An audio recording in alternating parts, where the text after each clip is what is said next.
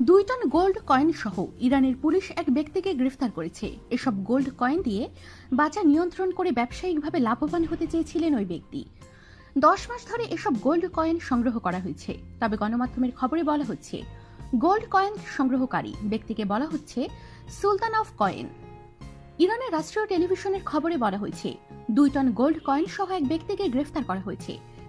তাকে গ্রেফতারের কারণ হিসেবে বলা হয়েছে, এসব গোল্ড কয়েন দিয়ে বাজার নিয়ন্ত্রণ করে ব্যবসা করে লাভবান হতে চেয়েছিলেন তিনি।